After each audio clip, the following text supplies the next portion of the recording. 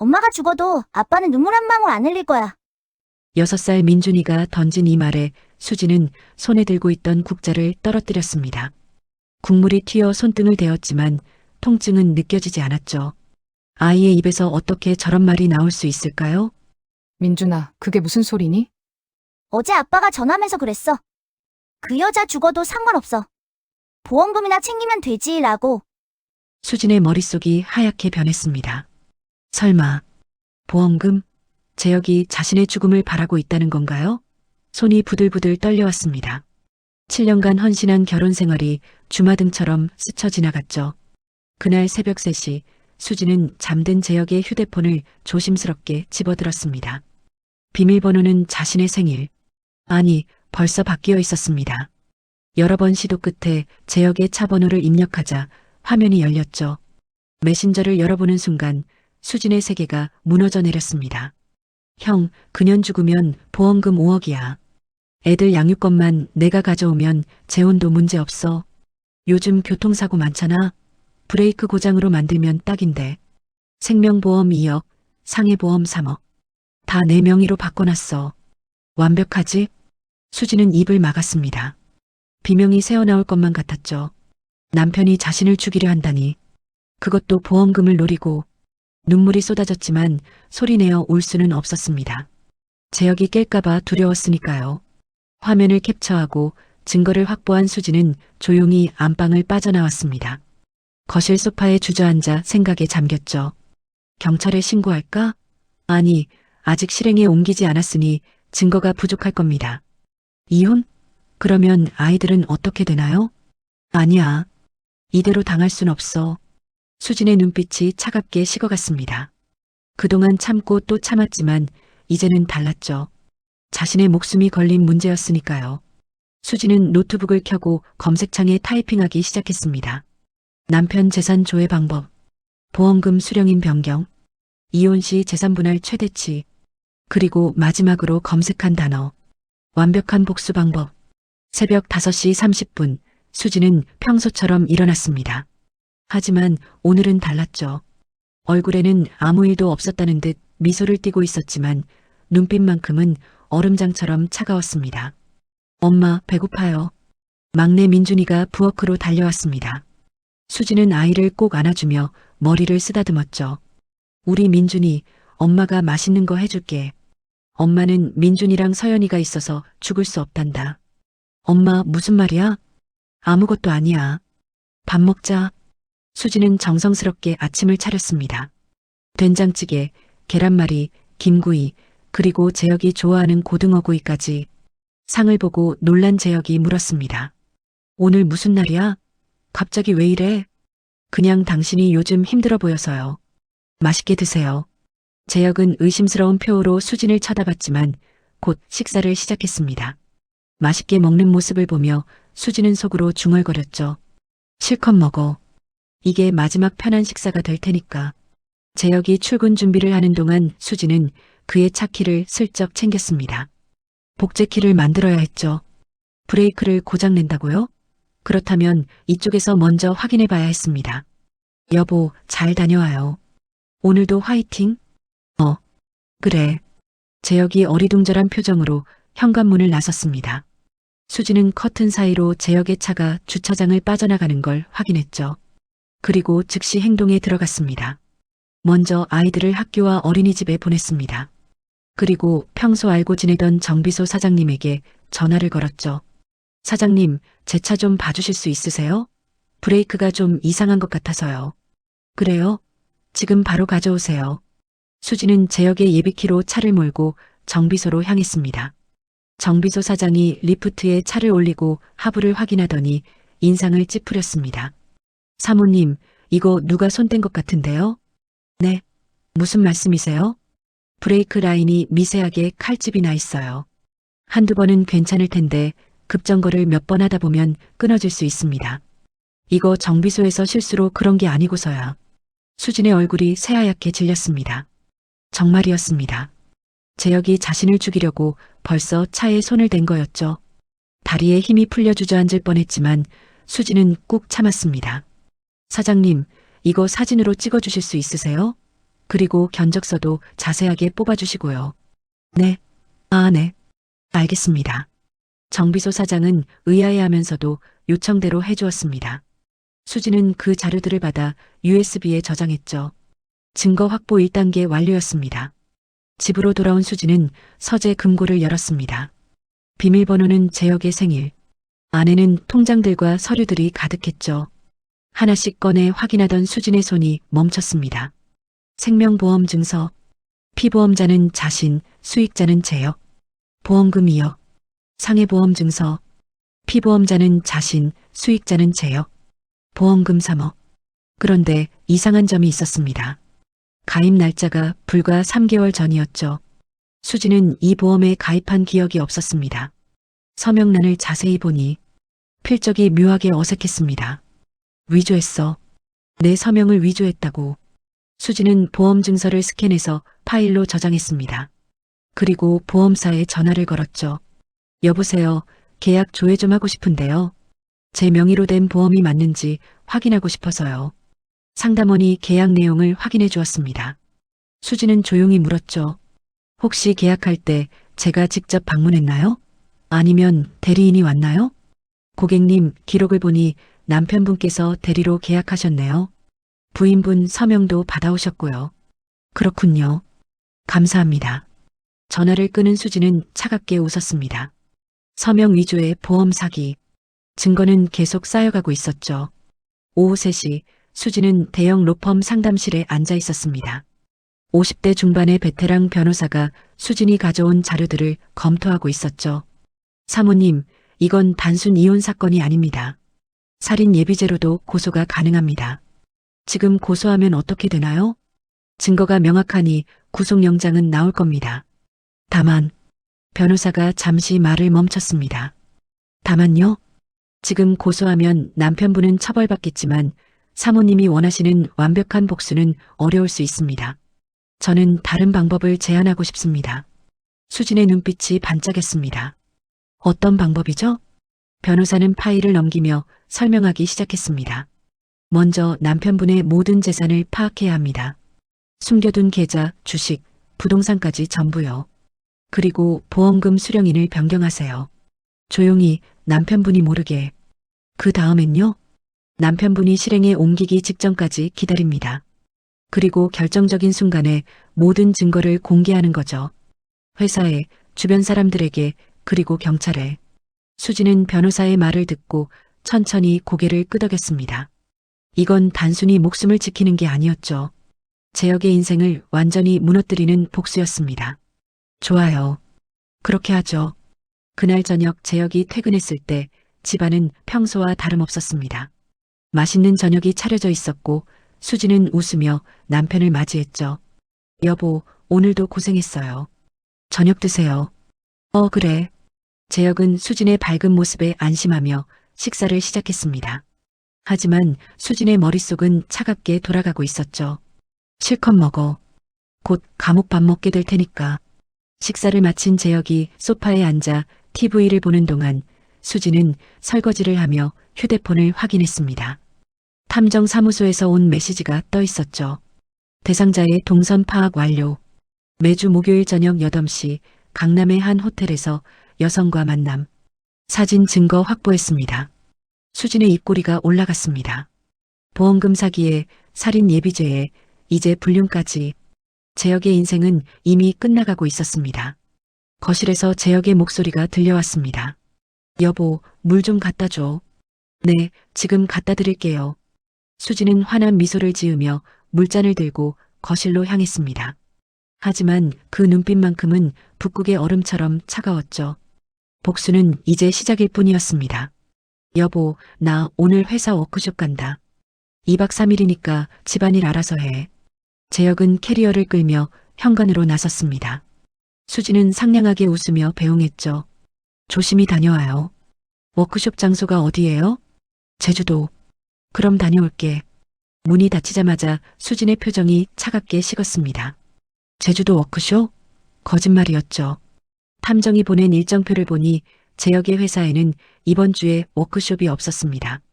수지는 즉시 휴대폰을 꺼내 탐정에게 메시지를 보냈습니다. 목표물 이동 시작. 미행 부탁드립니다. 30분 후 탐정에게서 답장이 왔습니다. 목표물 김포공항 아닌 강남 호텔로 이동 중. 동승자는 20대 후반 여성으로 추정. 수지는 이를 악물었습니다. 제주도는커녕 강남 호텔이라니. 거짓말에 거짓말을 더하는 남편의 뻔뻔함에 분노가 치밀었죠. 하지만 지금은 참아야 할 때였습니다. 수지는 심호흡을 하고 아이들을 돌보기 시작했습니다. 겉으로는 평범한 엄마였지만 머릿속은 복수의 시나리오로 가득했죠. 그날 밤 수지는 아이들을 재우고 제역의 서재로 들어갔습니다.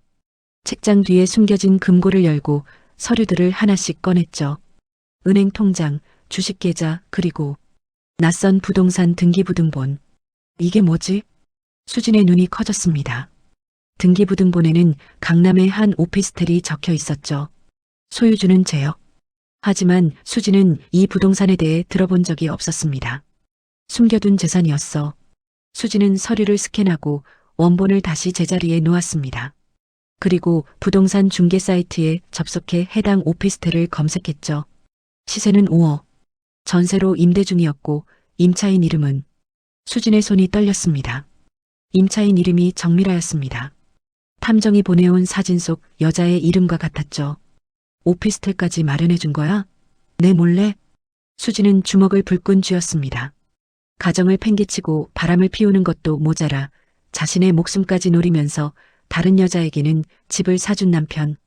배신감이 온몸을 휘감았죠. 하지만 수진은 감정을 억눌렀습니다.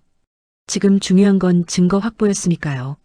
그녀는 노트북을 열고 엑셀 파일을 만들기 시작했습니다. 제역에 숨겨진 재산 목록. 강남 오피스텔 5억 정미라 명의로 전세 위장. 비트코인 계좌 추정 2억. 해외 계좌 싱가포르 은행. 금액 미상. 수지는 하나씩 증거를 모으고 정리했습니다. 그리고 변호사에게 자료를 전송했죠. 이틀 후 제역이 워크숍에서 돌아왔습니다. 얼굴에는 피곤한 기색이 역력했지만 어딘지 모르게 상기된 표정이었죠. 다녀왔어. 어머, 고생했어요. 워크숍은 어땠어요? 괜찮았어. 팀 빌딩 프로그램도 하고. 뭐 그랬지. 수지는 환하게 웃으며 제역의 캐리어를 받았습니다.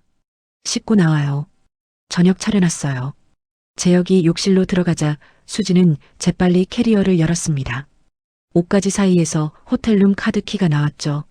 그랜드 하얏트 호텔 마이너스 스위트룸이라고 적혀 있었습니다. 수지는 카드키를 사진으로 찍고 다시 캐리어에 넣었습니다. 그리고 제역의 양복 주머니를 뒤지다가 영수증 하나를 발견했죠. 티파니 마이너스 다이아몬드 목걸이 마이너스 350만 원. 수진의 얼굴이 굳었습니다. 자신은 결혼 7년 동안 제대로 된 선물 하나 받아본 적이 없는데 다른 여자에게는 350만 원짜리 목걸이를 사주다니.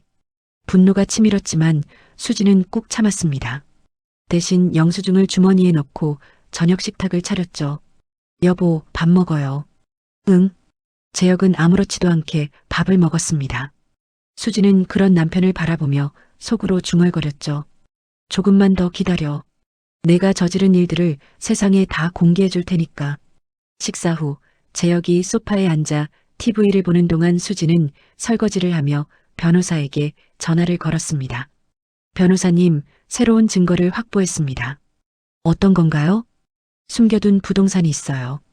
그리고 불륜 상대에게 준 선물 영수증도요. 좋습니다.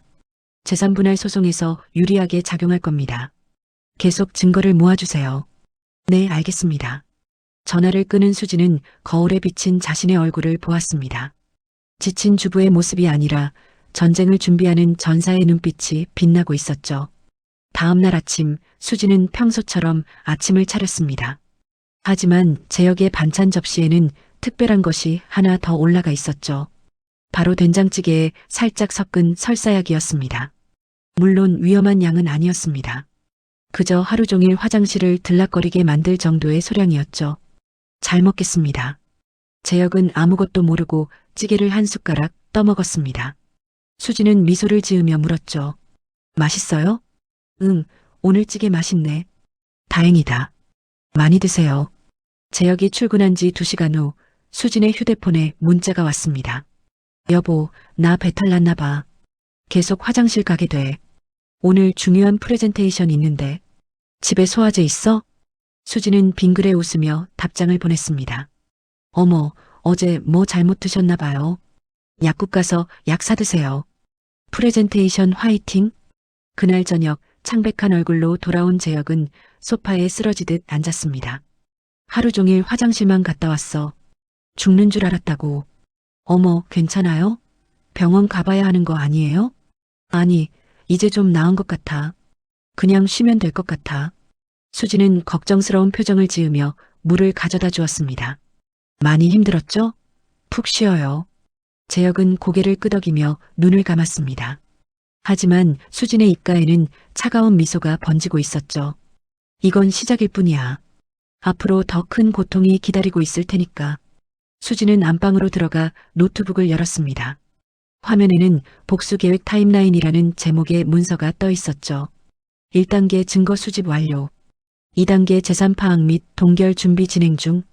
3단계 보험금 수령인 변경 대기. 4단계 불륜 증거 확보 완료. 5단계 최종 공개 및 법적 조치 D-30. 수진의 눈이 날카롭게 빛났습니다. 계획은 착착 진행되고 있었습니다. 이제 한 달만 더 기다리면 재혁의 인생은 완전히 무너질 것이었죠. 그날 밤 재혁이 깊은 잠에 빠진 후 수지는 조용히 서재로 들어갔습니다. 재혁의 노트북을 켜고 메일함을 확인했죠. 그리고 그곳에서 충격적인 내용을 발견했습니다. 보낸 사람 정미라. 제목 오빠 나 임신했어요. 수진의 손이 떨렸습니다. 임신? 재혁의 아이를? 메일을 열어보니 더욱 충격적인 내용이 적혀 있었죠. 오빠 나 임신 8주래요. 우리 아기예요. 너무 기쁘지 않아요? 빨리 그 아줌마랑 이혼하고 나랑 결혼해요. 아기한테 아빠가 필요해요. 수지는 눈물이 핑 돌았지만 참았습니다. 대신 이 메일도 캡처해서 증거 폴더에 저장했죠. 그리고 재혁의 답장을 확인했습니다. 미라야, 조금만 기다려. 내가 곧 처리할게. 그 여자 없애고 보험금 받으면 우리 행복하게 살 수 있어. 아기도 잘 키우고. 수지는 노트북을 닫고 자리에서 일어났습니다. 온몸이 떨렸지만 이제는 슬픔이 아니라 분노 때문이었죠. 좋아. 내가 없어지길 바라는구나. 그럼 내가 먼저 널 없애주지. 수지는 안방으로 돌아와 잠든 재혁을 내려다보았습니다. 평화롭게 자고 있는 남편의 모습이 역겨웠지만 곧 그 얼굴에서 절망의 표정을 볼 수 있을 거라 생각하니 기분이 묘했습니다. 다음 날 아침 수지는 보험사에 전화를 걸었습니다. 수령인 변경 신청하고 싶습니다. 고객님, 본인 확인 절차 진행하겠습니다. 몇 가지 질문에 답한 후 수지는 조용히 말했죠. 수령인을 제 자녀들로 변경해 주세요. 딸 서연, 아들 민준. 네, 알겠습니다. 변경 완료했습니다. 전화를 끊은 수지는 만족스러운 미소를 지었습니다. 이제 재혁이 무슨 짓을 해도 보험금은 한 푼도 받을 수 없게 되었죠. 복수의 퍼즐 조각이 하나씩 맞춰지고 있었습니다. 그리고 마지막 조각을 끼워 넣을 날이 점점 다가오고 있었죠. 여보, 나 오늘 친구들이랑 등산 가. 저녁 늦을 것 같아. 재혁은 등산복 차림으로 현관에 서 있었습니다. 하지만 수지는 알고 있었죠. 오늘이 바로 재혁이 사고를 계획한 날이라는 것을. 탐정이 어제 보내온 메시지가 선명했습니다. 목표물, 내일 아내를 산으로 유인할 계획. 등산로 낭떠러지에서 실족사로 위장할 예정. 수지는 환하게 웃으며 재혁을 배웅했습니다. 조심히 다녀와요. 저도 오늘 친정 갈 거예요. 그래. 그럼 저녁은 각자 알아서? 네, 그러죠. 재혁이 나간 후 수지는 즉시 준비에 들어갔습니다. 먼저 아이들을 친정에 맡겼죠. 그리고 변호사와 탐정, 그리고 경찰에게 연락을 취했습니다. 오늘입니다. 준비해주세요. 1시간 후 수진의 휴대폰이 울렸습니다. 재혁이었죠. 여보, 나 지금 북한산인데 날씨도 좋고 경치도 좋네. 당신도 올래? 같이 등산하면 좋을 것 같아서. 수지는 속으로 비웃었습니다. 결국 왔군요. 유인하는 전화가. 좋아요. 제가 지금 근처인데 어디로 가면 돼요? 100군데 코스로 와. 내가 대피소 근처에서 기다릴게. 알았어요. 30분 후에 봐요.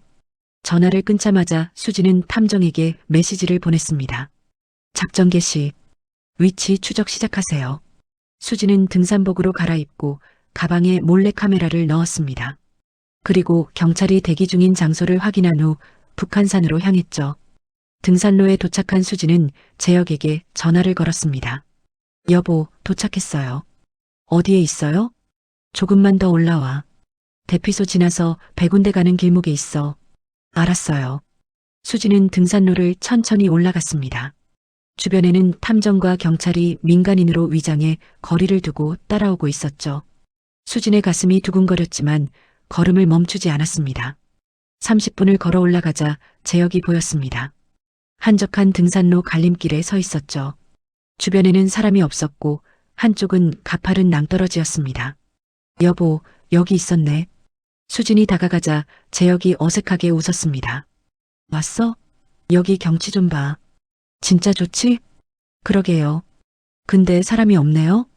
주말이 아니라 그런가 봐. 조용해서 좋네. 재혁의 눈빛이 미묘하게 흔들렸습니다. 수지는 그 변화를 놓치지 않았죠. 재혁이 한 발짝 다가왔습니다. 여보, 저기 좀 봐. 저 바위 위에서 사진 찍으면 예쁘게 나올 것 같아. 재혁이 가리킨 곳은 낭떠러지 끝자락이었습니다. 난간도 없고 발을 헛디디면 그대로 추락할 위험한 장소였죠. 거기요? 위험해 보이는데. 괜찮아. 내가 잡아줄게. 가자. 재혁이 수진의 손을 잡고 바위 쪽으로 끌고 갔습니다. 수진은 심장이 터질 것 같았지만 침착함을 유지했죠. 가방 속 몰래카메라가 모든 걸 녹화하고 있었으니까요. 바위 끝에 도착했을 때 재혁의 표정이 변했습니다. 웃음기가 사라지고 냉정한 눈빛이 드러났죠. 여보, 왜요? 미안해. 그 순간 재혁의 손에 힘이 들어갔습니다. 수진을 낭떠러지 아래로 밀어내려는 것이었죠. 하지만 수진은 이미 준비가 되어 있었습니다. 재혁이 밀어내는 순간 수진은 재빨리 옆으로 몸을 피했습니다. 그리고 주머니에서 호루라기를 꺼내 힘껏 불었죠. 삑! 신호와 함께 숨어있던 경찰들이 일제히 나타났습니다. 경찰이다. 움직이지 마. 재혁의 얼굴이 새하얗게 질렸습니다. 뭐야? 이게 무슨... 박재혁 씨 살인 예비 및 살인 미수 혐의로 긴급 체포합니다. 경찰이 재혁에게 수갑을 채우는 동안 수지는 차갑게 재혁을 바라보았습니다. 당신이 나를 죽이려 한 모든 증거를 확보했어요. 차 브레이크 조작, 보험금 수령인 위조, 그리고 오늘 살인 시도까지. 여보, 오해야. 나는 그냥... 오해? 당신이 정미라한테 보낸 메일도 다 봤어요. 그 여자 없애고 보험금 받으면 우리 행복하게 살 수 있어라고 쓴 거 기억나요?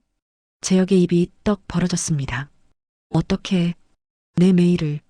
당신이 나를 바보로 봤던 게 실수였어요. 나는 당신이 생각하는 것보다 훨씬 똑똑했거든요. 경찰이 재혁을 끌고 가려 하자 재혁이 발버둥 쳤습니다. 안 돼. 여보, 나 감옥 가면 안 돼. 제발 한 번만 봐줘. 봐주라고요?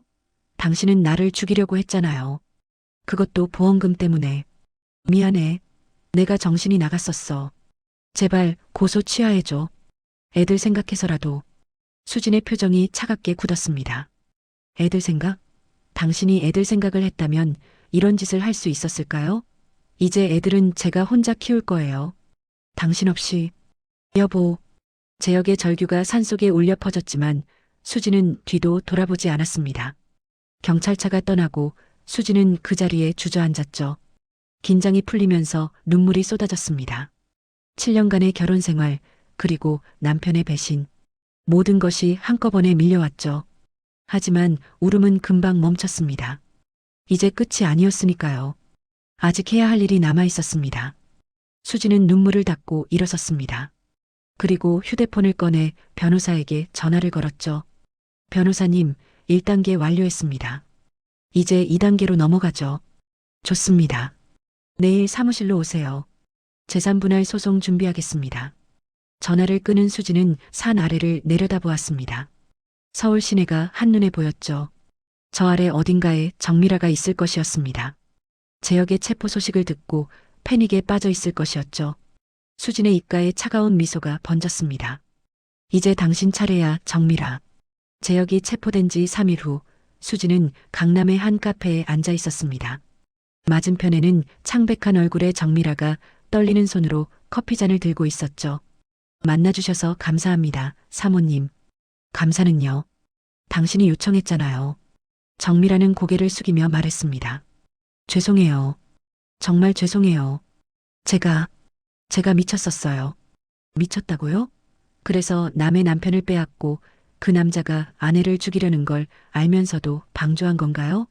정미라의 얼굴이 더욱 하얗게 질렸습니다. 그건 저는 몰랐어요. 재혁 오빠가 그런 짓을 할 줄은. 수지는 가방에서 서류 뭉치를 꺼내 테이블 위에 놓았습니다. 이게 뭔지 알아요? 뭔데요? 당신과 재혁이 주고받은 메시지 내역이에요. 그 아줌마 없어지면 우리 결혼할 수 있지? 라고 쓴 거 당신 맞죠? 정미라는 아무 말도 하지 못했습니다. 그리고 이건 재혁이 당신 명의로 구입한 오피스텔 등기부등본이고요. 5억짜리 집 좋던가요? 사모님, 마지막으로 이건 당신의 임신 확인서. 재혁의 아이를 임신하고도 아무렇지 않게 그 사람이 범죄를 저지르도록 방치했죠. 정미라는 눈물을 흘리며 애원했습니다. 제발, 저 한 번만 봐주세요. 저도 피해자예요. 재혁 오빠한테 속은 거예요. 수지는 냉소를 지었습니다. 피해자? 당신은 공범이에요. 아니, 어쩌면 당신이 재혁을 부추긴 것일 수도 있죠. 아니에요. 저는 증거가 있어요. 당신이 재혁에게 보낸 메시지. 보험금 받으면 우리 해외로 도피하자. 나 싱가포르 계좌 만들어뒀어. 이거 기억나요? 정미라의 입이 떡 벌어졌습니다. 수지는 계속해서 서류를 펼쳐 보였죠. 그리고 이건 당신이 인터넷에서 검색한 기록이에요. 완전 범죄 방법, 보험금 살인 들키지 않는 법, 해외 도피처. 이게 다 당신 IP 주소로 남아있어요. 정미라는 바닥에 주저앉듯 고개를 떨구었습니다. 끝났어요. 다 끝났어. 끝난 게 아니에요. 이제 시작이죠. 수지는 자리에서 일어서며 마지막 말을 남겼습니다. 경찰에 이 모든 증거를 제출했어요. 당신도 곧 체포될 거예요. 살인 교사 및 방조죄로. 제발, 제 뱃속에 아기가 있어요. 그 아기도 불쌍하네요. 엄마가 살인범이니까. 수지는 카페를 나섰습니다. 뒤에서 정미라의 울음소리가 들렸지만 수지는 돌아보지 않았죠. 일주일 후 정미라도 체포되었습니다. 뉴스에서는 연일 이 사건을 보도했죠. 보험금을 노린 살인 예비 사건, 불륜 상대 여성도 공범으로 체포. 수지는 뉴스를 보며 조용히 미소 지었습니다. 하지만 아직 끝이 아니었습니다. 이제 재산 문제가 남아 있었죠. 법정에는 긴장감이 감돌았습니다. 재혁은 죄수복을 입고 피고석에 앉아 있었고 수지는 원고석에서 당당히 앉아 있었죠. 판사가 서류를 정리하며 말했습니다. 피고 박재혁은 살인 예비 및 살인 미수, 보험 사기, 배임, 그리고 간통 등의 혐의로 기소되었습니다. 변호인, 변론 있습니까? 재혁의 변호사가 일어섰습니다. 판사님, 피고인은 일시적인 정신 착란 상태였습니다. 그리고 수진의 변호사가 끼어들었습니다. 판사님, 증거를 제출하겠습니다. 피고인은 1년 전부터 치밀하게 범죄를 계획했습니다. 이것은 일시적 충동이 아닙니다.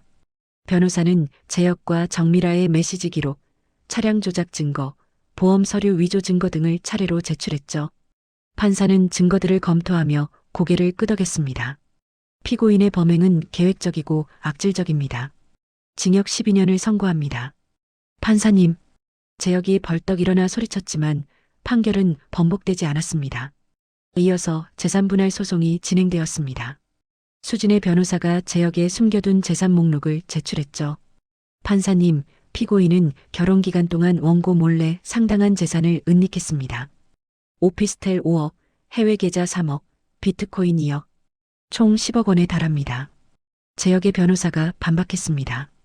그것은 피고인이 개인적으로 투자하여 모은 돈입니다. 하지만 그 투자금의 출처는 가정생활비였습니다. 원고는 7년간 무급으로 가사와 육아를 전담했고 그동안 피고인은 수입의 상당 부분을 빼돌렸습니다. 판사는 고개를 끄덕이며 판결했습니다. 피고인의 모든 재산의 70%를 원고에게 분할합니다. 70%요. 말도 안 됩니다. 재혁이 소리쳤지만 판사는 단호했습니다. 피고인은 원고를 살해하려 했고 불륜을 저질렀으며 재산을 은닉했습니다. 70%도 적은 겁니다. 법정을 나서며 재혁이 수진에게 다가왔습니다. 경찰이 막았지만 재혁은 소리쳤죠. 수진아, 나한테 이럴 수 있어? 우리 7년을 함께 산 사이잖아. 수진은 차갑게 돌아보며 말했습니다. 7년을 함께 살았는데 나를 죽이려 했잖아요. 이제 당신 인생에서 영원히 사라질게요. 안녕히 계세요. 재혁의 절규가 복도에 울려 퍼졌지만 수진은 뒤도 돌아보지 않고 법원을 나섰습니다. 1년 후 수진은 카페 창가에 앉아 노트북으로 작업하고 있었습니다. 그녀는 이제 프리랜서 마케팅 컨설턴트로 성공적인 커리어를 이어가고 있었죠. 엄마, 나왔어. 서연이가 학교에서 돌아와 수진을 안았습니다. 우리 딸 학교 재미있었어? 응. 오늘 시험에서 100점 받았어. 진짜? 우리 딸 최고네. 민준이도 어린이집에서 돌아와 엄마 품에 안겼습니다. 수진은 두 아이를 꼭 안아주며 행복한 미소를 지었죠. 저녁 식사를 준비하는 동안 수진의 휴대폰이 울렸습니다. 친구 지혜였죠. 수진아, 너 요즘 어때? 많이 힘들지? 아니, 오히려 좋아. 이제 진짜 자유로워진 기분이야. 그나저나 재혁이 소식 들었어? 감옥에서 정미라한테도 차였대. 정미라도? 응. 정미라가 출산 후에 재혁이랑 연락 끊고 다른 남자 만나기 시작했대. 재혁이 완전 멘붕 상태래. 수지는 피식 웃었습니다. 인과응보네. 남을 배신한 사람은 자기도 배신당하는 거지. 전화를 끊고 수지는 창밖을 바라보았습니다. 서울의 야경이 아름답게 펼쳐져 있었죠. 재혁은 자신이 집에서 노는 아내를 함부로 대했습니다. 하지만 그 대가는 혹독했죠. 자유를 잃고 재산을 잃고 가족을 잃었습니다. 수지는 이제 혼자서도 당당히 아이들을 키우며 성공적인 인생을 살아가고 있었습니다. 남편의 그늘에서 벗어나 진정한 자신을 찾았죠. 엄마, 저녁 먹자. 아이들의 목소리에 수지는 미소를 지으며 식탁으로 향했습니다. 비록 혼자 아이를 키우는 건 힘들었지만 거짓과 배신이 없는 삶은 훨씬 평화로웠습니다. 그날 밤 아이들을 재운 후 수지는 베란다에 나가 별을 바라보았습니다. 시원한 바람이 볼을 스쳤죠. 나는 결코 집에서 논 게 아니었어. 가정을 지키고 아이를 키우고 당신을 위해 희생했지. 그걸 몰라본 당신이 바보였던 거야. 수지는 가슴 깊이 새겨진 상처를 쓰다듬었습니다. 상처는 아물었지만 흉터는 남아 있었죠. 하지만 그 흉터가 자신을 더 강하게 만들었습니다. 이제 수지는 누구에게도 무시당하지 않는 독립적인 여성이었습니다. 그리고 그녀의 이야기는 많은 여성들에게 희망과 용기를 주고 있었죠. 복수는 달콤했습니다. 하지만 더 달콤한 것은 자유였습니다. 거짓된 결혼 생활에서 벗어나 진정한 자신으로 살아가는 것. 그것이 수진이 얻은 최고의 선물이었습니다. 창밖에는 별이 쏟아지고 있었습니다.